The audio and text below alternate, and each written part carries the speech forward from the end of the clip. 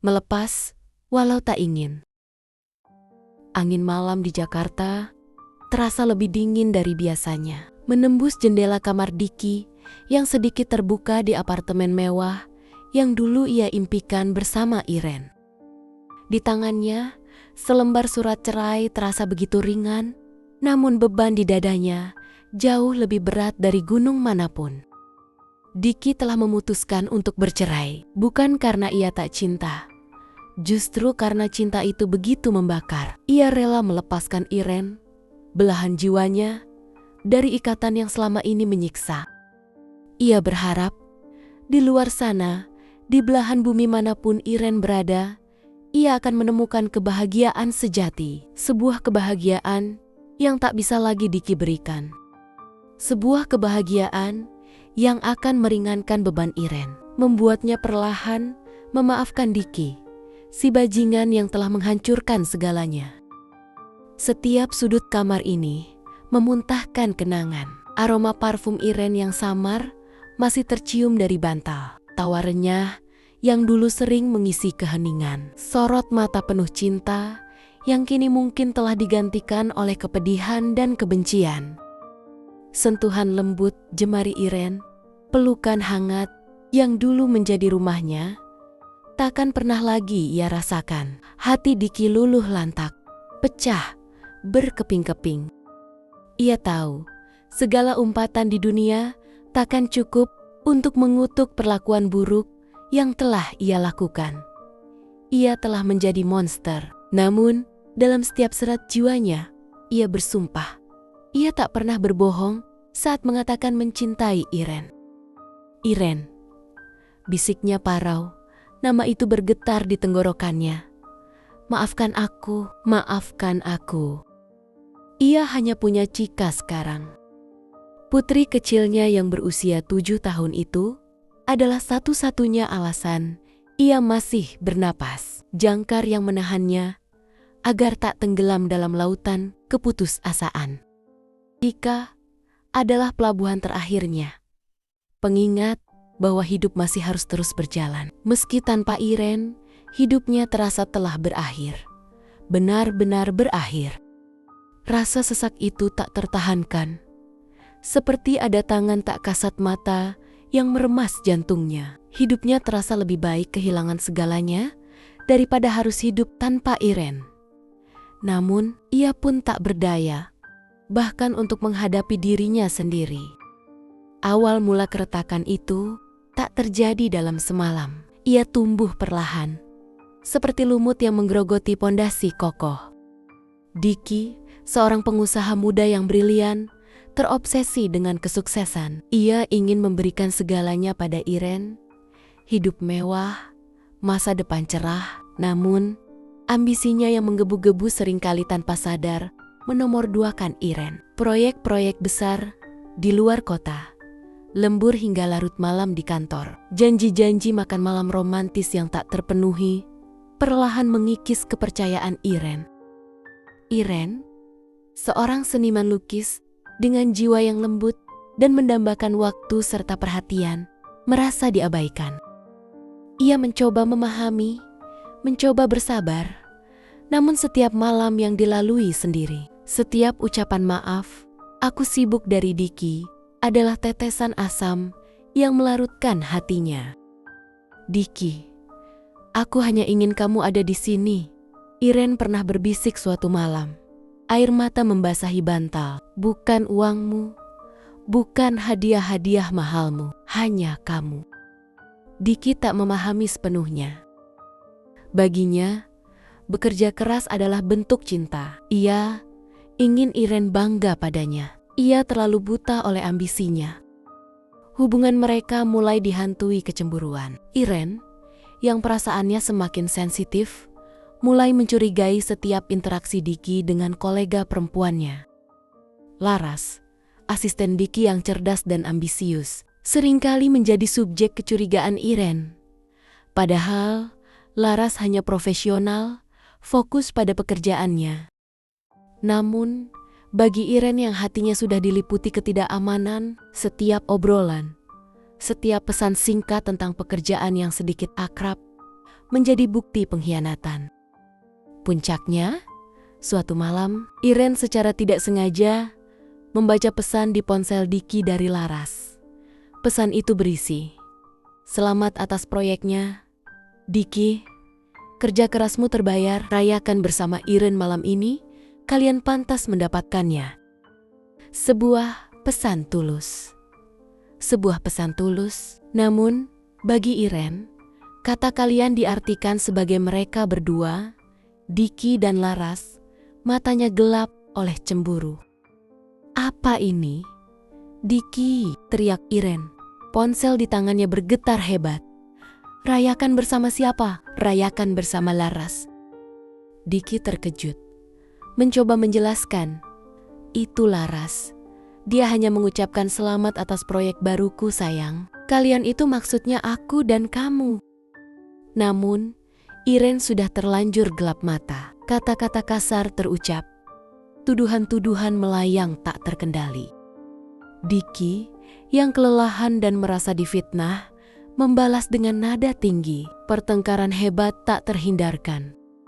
Untuk pertama kalinya, Diki melihat tatapan penuh kebencian di mata Iren, dan ia merasa seolah ada bagian dari dirinya yang mati malam itu. Hubungan mereka, yang dulu sehangat musim panas, kini berubah sedingin kutub. Keretakan semakin lebar. Iren menarik diri, membangun dinding tak terlihat di antara mereka. Kehangatan rumah tangga mereka luntur, digantikan oleh kebekuan yang mencekam. Diki mencoba memperbaiki, memberikan bunga, mengajak makan malam romantis, namun semua terasa hambar. Senyum Iren tak lagi mencapai matanya. Di tengah guncangan rumah tangganya, Diki menghadapi badai lain. Proyek besar yang ia tangani ternyata tersandung masalah internal perusahaan. Investasinya di saham perusahaan tersebut mendadak anjlok. Ia terancam kehilangan pekerjaannya dan, yang lebih parah, terlilit utang besar. Ia panik. Ia tidak ingin Iren tahu tentang masalah finansialnya. Ia merasa malu. Takut Iren akan semakin membencinya. Maka, ia memilih jalan kebohongan. Diki mulai menjual aset-aset kecil tanpa sepengetahuan Iren.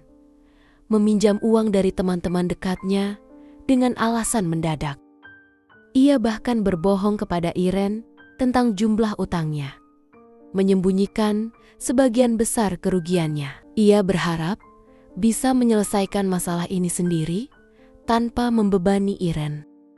Satu-satunya orang yang ia percayai untuk berbagi rahasia ini adalah Laras. Dengan keprofesionalannya, memberinya saran-saran keuangan. Diki semakin intens berkomunikasi dengan Laras. Dan ini tanpa sengaja terlihat oleh Iren. Kecurigaan lama Iren kembali muncul. Kali ini lebih kuat dari sebelumnya. "Diki, kamu sering sekali teleponan dengan Laras," ujar Iren suatu malam. Suaranya datar, namun tatapannya tajam. "Itu urusan pekerjaan, Iren." Diki mencoba tenang. "Dia membantuku menyelesaikan proyek." "Oh, proyek yang sama yang membuatmu selalu pulang larut dan tidak punya waktu untukku?" sindir Iren pahit. Diki tidak bisa mengatakan yang sebenarnya. Kebohongan yang satu menarik kebohongan yang lain, membentuk jaring rumit yang mengikatnya. Ia merasa tercekik. Dalam upaya untuk menyelamatkan pernikahannya, sekaligus terhimpit masalah keuangan yang kian parah, membuat keputusan paling fatal dalam hidupnya. Ia mendengar dari teman dekatnya, Rio, bahwa ada peluang investasi cepat yang bisa melipat gandakan uang dalam hitungan bulan. Terdesak dan putus asa, Diki mengambil risiko besar. Ia meminjam sejumlah besar uang dari Chika, tabungan masa depan putri mereka, yang disimpan Iren di rekening terpisah atas nama Chika. Ia tahu itu gila, ia tahu itu salah. Namun ia meyakinkan dirinya sendiri bahwa ini adalah satu-satunya jalan keluar. Ia berjanji akan mengembalikan uang itu dalam waktu singkat, berlipat ganda, dan menutupi semua kebohongan ini selamanya. Namun, Iren yang entah bagaimana mulai mencurigai ada yang tidak beres dengan keuangan Diki. Dan curiga dengan kebohongan-kebohongan kecil Diki, mulai diam-diam memeriksa rekening bank mereka. Ia menemukan transfer mencurigakan dari rekening Chika ke rekening Diki. Jumlahnya besar, terlalu besar untuk sekadar kebutuhan mendadak. Malam itu, Iren menyelidiki lebih jauh, menghubungi bank dan menemukan riwayat transfer yang mengarah pada investasi bodong yang pernah Iren baca di berita. Malam itu adalah neraka. Iren menunggu Diki pulang. Matanya sembab, tubuhnya bergetar. Begitu Diki masuk pintu, ia melemparkan bukti-bukti itu ke wajah Diki. "Bagaimana bisa kamu melakukan ini, Diki?" teriak Iren. Suaranya parau karena menangis. Air mata membanjiri pipinya. "Demi apa kamu menipu aku? Kamu menipu anakmu sendiri. Kamu gadaikan masa depan Chika untuk kebohonganmu." Diki terpaku, wajahnya pucat pasi. Ia mencoba menjelaskan, memohon pengampunan. "Iren, aku bisa jelaskan. Aku hanya ingin kita baik-baik saja. Aku ingin menebus semuanya." "Menebus?" Iren tertawa sinis. Tawa yang terdengar seperti tangisan yang tertahan. "Dengan menipu, dengan berbohong. Aku sudah tidak sanggup lagi, Diki. Aku tidak bisa hidup dengan kebohongan ini. Aku tidak bisa hidup denganmu lagi." Chika, yang terbangun oleh teriakan-teriakan itu, keluar dari kamarnya, memeluk boneka beruangnya erat-erat. "Mama, Papa, jangan bertengkar." Melihat Chika, hati Diki hancur berkeping-keping. Ia telah melukai dua wanita yang paling dicintainya. Iren menatap Diki dengan tatapan kosong, penuh keputusasaan dan kebencian yang mendalam. "Cukup, Diki. Aku sudah lelah. Aku ingin bahagia dan aku tidak akan bahagia bersamamu lagi. Tidak akan pernah." Iren mengemasi barang-barangnya. Dengan tangan gemetar dan hati hancur, Diki berlutut, memohon Iren untuk tidak pergi, memohon kesempatan kedua. Namun, tatapan Iren tak goyah. "Aku akan pergi besok pagi dan aku akan membawa Chika." Pintu kamar mereka tertutup. Diki terisak di lantai, memeluk lututnya, merasa seperti jiwanya telah tercabut paksa. Saat itulah ia tahu, ia harus membiarkan Iren pergi. Ia harus melepaskannya demi kebahagiaan Iren. Meskipun itu berarti ia harus hidup dalam kesendirian dan penyesalan yang mendalam. Ia telah menjadi bajingan sejati dan ia harus menerima konsekuensi atas perbuatannya. Hari-hari setelah Iren pergi adalah neraka bagi Diki.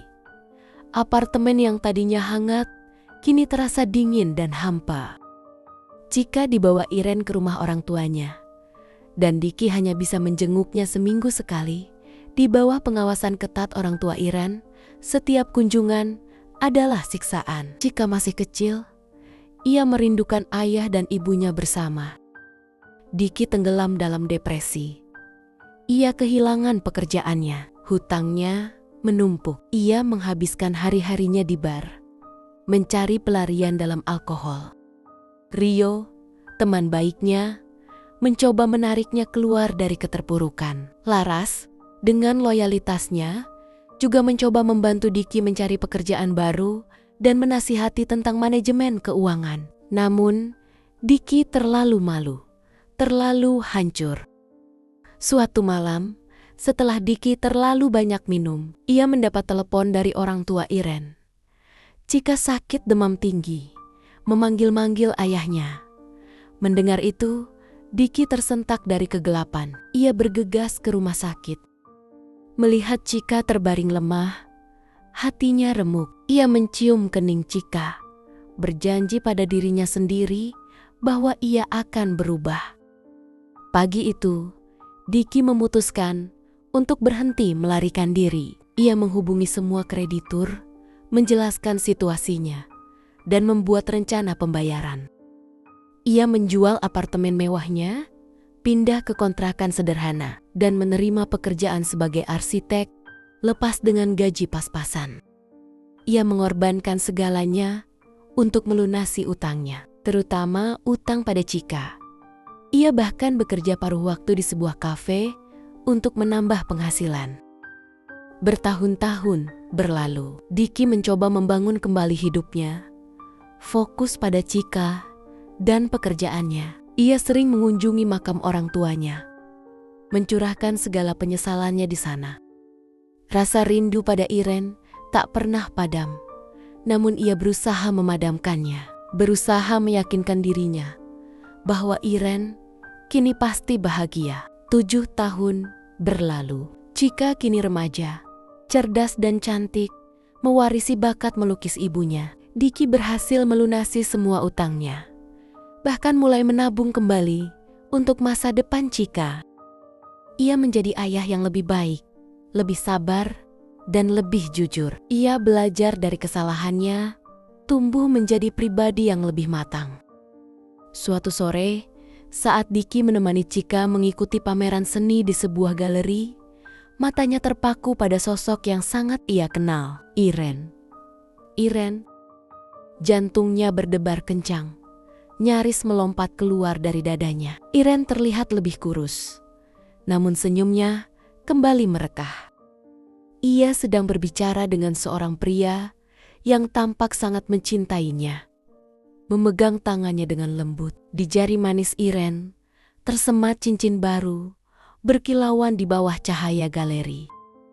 Di samping mereka, seorang anak laki-laki berusia sekitar 5 tahun, dengan mata mirip Iren, berlari-lari riang. Melihat Iren bahagia, Diki merasakan campuran emosi yang aneh. Lega, haru, dan kesedihan yang tak tertahankan. Lega karena harapannya terkabul, Iren memang bahagia, menemukan cinta baru dan keluarga baru. Haru karena Iren telah menemukan kedamaian yang ia dambakan.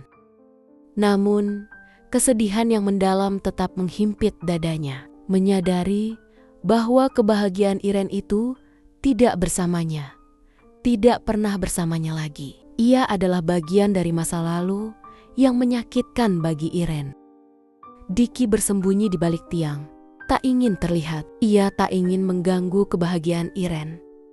Ia telah menjadi bajingan sejati, dan ia harus menerima konsekuensi atas perbuatannya. Ia hanya bisa berharap suatu saat nanti, jika memang ada kesempatan, Iren bisa memaafkannya. Ia ingin Iren tahu bahwa di sudut hatinya yang paling dalam, Diki tak pernah berhenti mencintai Iren. Bahkan saat ia memilih untuk melepaskannya. Tiba-tiba, Chika menarik lengan bajunya. "Ayah, lihat," ia menunjuk ke arah lukisan yang terpajang. Sebuah lukisan indah dengan sapuan warna yang familiar. Lukisan ini sangat mirip dengan gaya melukis ibu. Diki menatap lukisan itu, lalu pada Iren yang sedang tersenyum. Sebuah ide terlintas di benaknya. Ia tidak bisa menemui Iren secara langsung, tetapi ia bisa menyampaikan pesan. Ia mengambil kertas dan pena dari saku jaketnya dan menuliskan beberapa baris. "Untuk Iren, semoga kebahagiaan ini abadi untukmu. Aku tidak akan pernah melupakan cinta kita, dan aku akan selalu menyesali kesalahanku. Chika adalah anugerah terbesarku, dan aku berjanji akan menjaganya dengan baik. Aku hanya ingin kamu tahu, aku selalu mencintaimu, Diki." Ia menyerahkan catatan itu kepada salah satu staf galeri, meminta agar catatan itu disampaikan kepada pelukis lukisan tersebut setelah ia dan Chika pergi. Ia tidak menunggu balasan, tidak menunggu pengakuan. Baginya, cukup Iren tahu. Ia kembali ke rumah, memeluk Chika erat-erat. Chika adalah pengingatnya bahwa cinta dan harapan masih ada. Ia akan terus berjuang, menebus kesalahannya. Dan mungkin suatu hari nanti, ia juga akan menemukan kedamaiannya sendiri. Hidupnya mungkin lebih baik kehilangan segalanya daripada harus hidup tanpa Iren. Namun ia harus terus melangkah demi Chika, demi masa depannya. Di balik semua kesedihan itu, ada secercah harapan. Harapan akan pengampunan, harapan akan kedamaian, dan harapan akan cinta yang tulus. Meskipun tidak harus selalu berakhir dengan kepemilikan. Menurut kalian, bagaimana kira-kira perasaan Iren setelah membaca surat dari Diki itu? Tinggalkan pendapat kalian di kolom komentar.